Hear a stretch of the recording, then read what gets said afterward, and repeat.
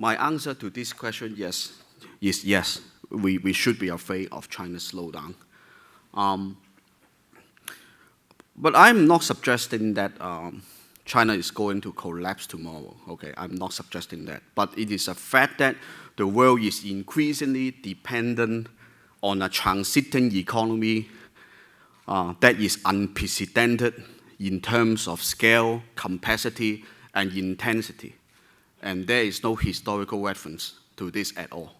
So from this point, I think we should be afraid. But at the same time,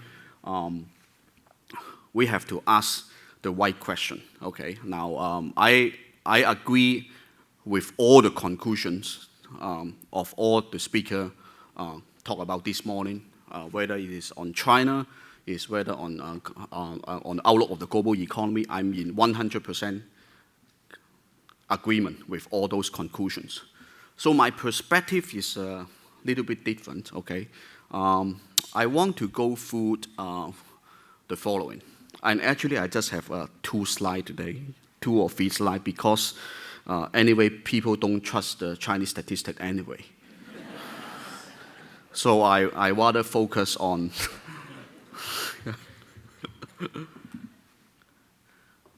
this is the topic for today, okay? Why? Because China is broad. There's too many questions on China, and it is very broad, okay? But I want to narrow down to this impossible trinity issue because I think that the pressure on China to resolve this is going to increase very rapidly. And the fact that the devaluation happened on August 11 have already raised serious doubts about the currency outlook, at least based on survey conduct by my bank. We conduct quarterly survey and ask people's expectation of the currency at the firm level, not at the government level, at the firm level.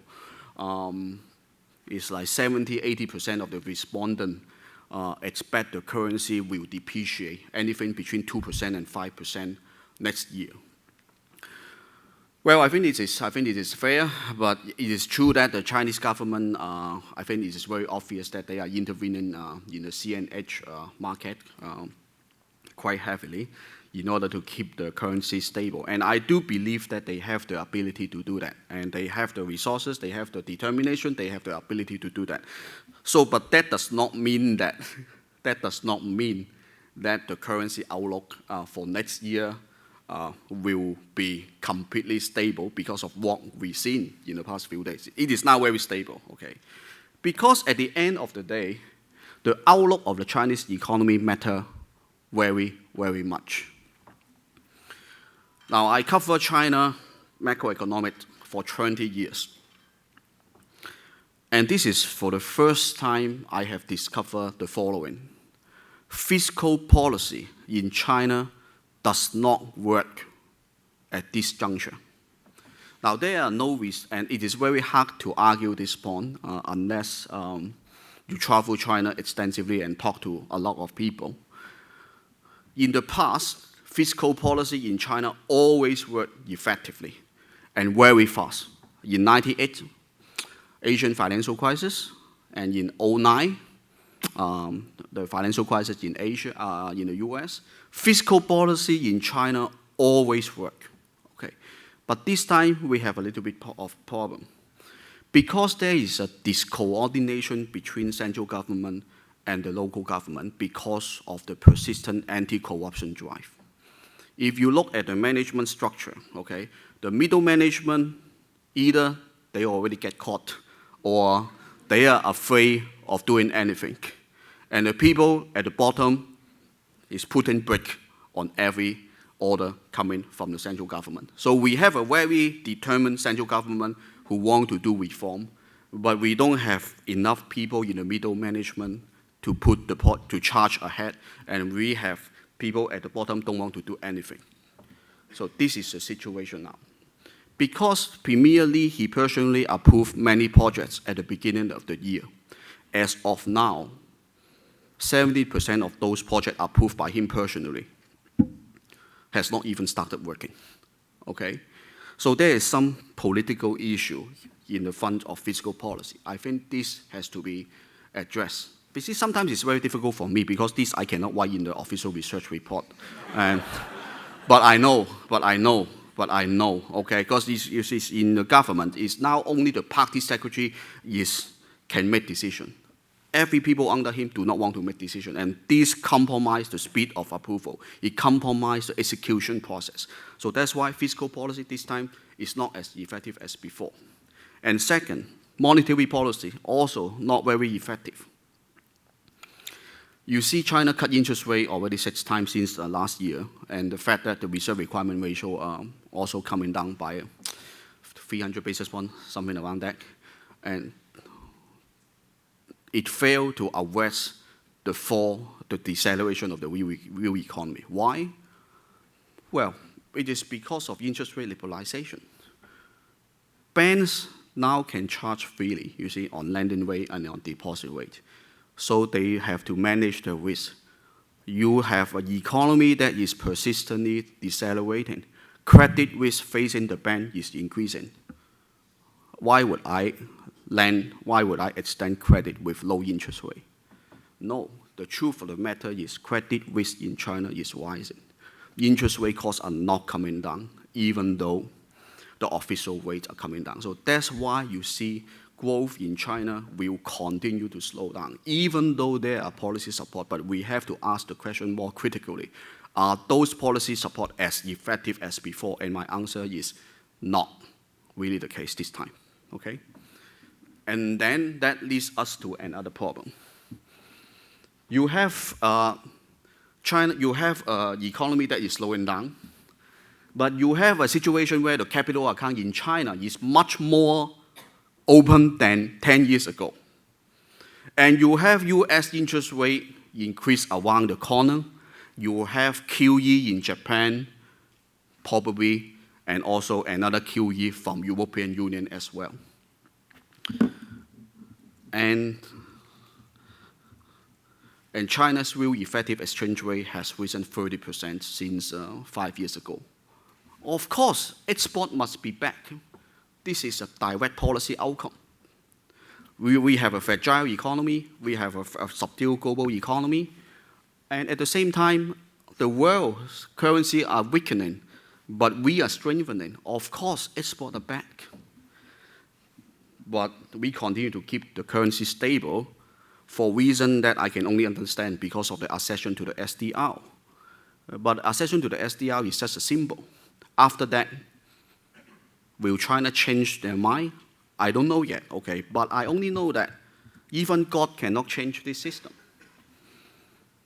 China eventually will have to face this issue.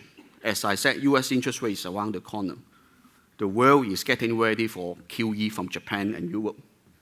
And China's domestic economy is slowing down. What will happen? Right? Capital outflow will happen, will continue. In my opinion, it will continue. And then China will have to make the decision. You see, what kind of, do they want a fixed exchange rate like Hong Kong? We peg the Chinese renminbi to the US dollar and give up monetary policy independency and allow capital inflow outflow. I think this is not very likely, okay? But of course, there's another extreme scenario. We did what Malaysia did 15 years ago, right? We introduced capital control. Then we have both currency stability and monetary policy independency. But that would put the whole agenda of renminbi internationalization into the back seat. And I don't think this is viable as well. I mean, all the hard work, China want to ascend to the global stage, being recognized by Western as a rising economic power, SDR, all this, I mean, it does not seem that China would introduce capital control for the sake of this. So it gives China only one choice, is to let the exchange rate freely determine itself. And in my opinion, I argue that this may happen sooner than you think, okay? In spite of the stability in the currency market we have witnessed in the past 2 weeks. Because I know that, and we all come into the conclusion that the Chinese economic growth will continue to slow, And the downside risk is that it may slow more than expected. And together against the backdrop of US interest rate and other QEs, I think the currency market, especially the renminbi, is far from stable. And also it does not compatible with the China's initiative made by China 2025. Right? China at the moment, the export are doing not good because the value-added trend, we are not really at the high end yet, okay? The low end, we already give way to Vietnam, Bangladesh, Cambodia. So we are stuck, at a session where we are still assembling and processing with very, very low margins. So how can you achieve this China initiative made by China manufacturing initiative by 2025? You need the weakening of exchange rate to help, okay?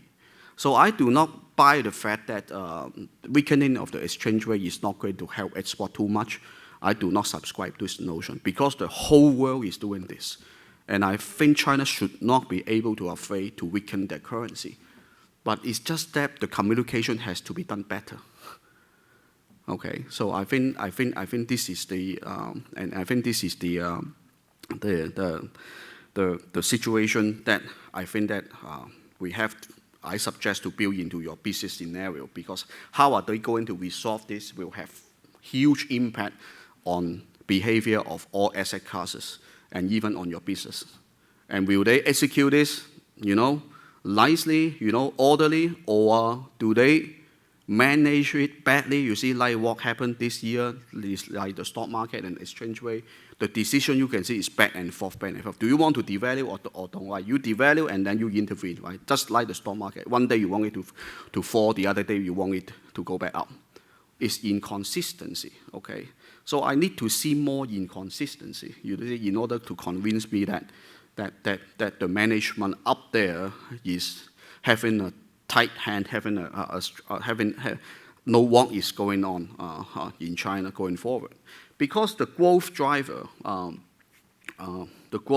of China, as people already said, is the services sector.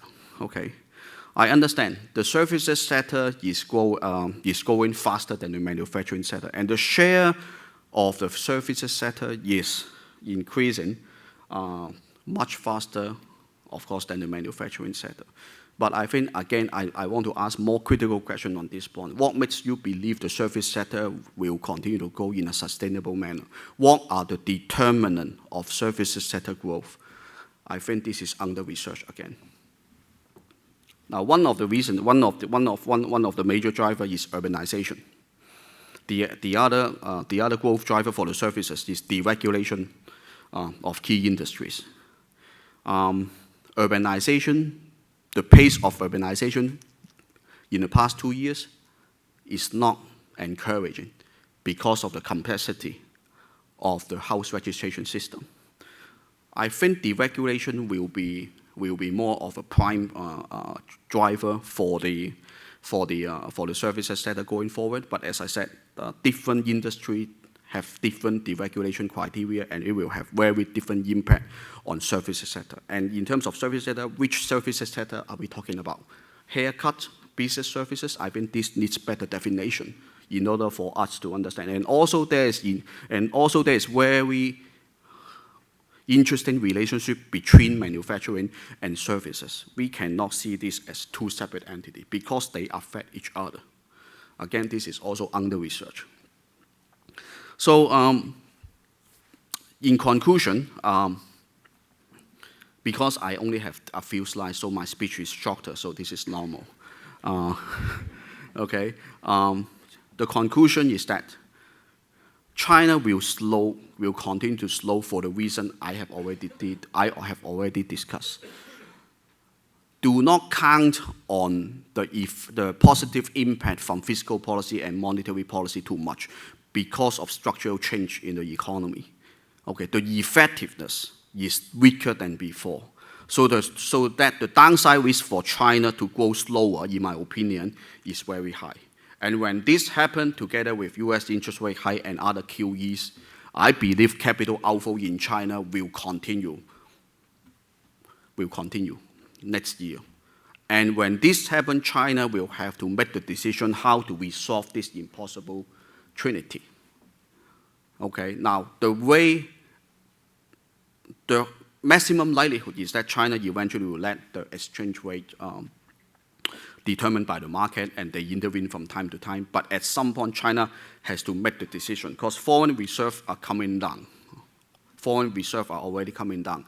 And if you follow how much Xi Jinping spent overseas, try to follow this number. You see, the amount of money they committed to the One Belt, One Road, how much he spent in the US, how much he spent in the UK, and how much he spent in Russia, committed with Russia to build all the pipelines. If you add all this number up, the amount is actually gigantic, okay? And where does this money come from? The money also comes from foreign reserve. It's not coming from anywhere. So the foreign reserve, at some point, you see, China will have to ask the question, you see, at what cost will I need to continue to defend the exchange rate? And why am I doing that? For what purposes? Okay, in the short term, I understand, but for the medium term, this question needs to be addressed. And I think the medium term, in my dictionary, is next year. Okay, they have to make the decision. Okay, and usually, if you ask me, right, China usually do well when they are facing enormous external pressure. It is always the case. Okay. Zhu Yongji, the previous premier, Zhu Yongji during 97, 98, he understands this very well. That's why he tried very hard to get China into WTO. We need external pressure to get the reform engine going. Personally, I want US interest rate to raise ASAP. Okay? Better they raise more, because I am already sick of all this news for many years. Okay? And when US interest rate raise faster, the pressure on China on reform will be faster as well. I think they are still in the comfort zone for too long, in my opinion. So that's it for me. Thank you.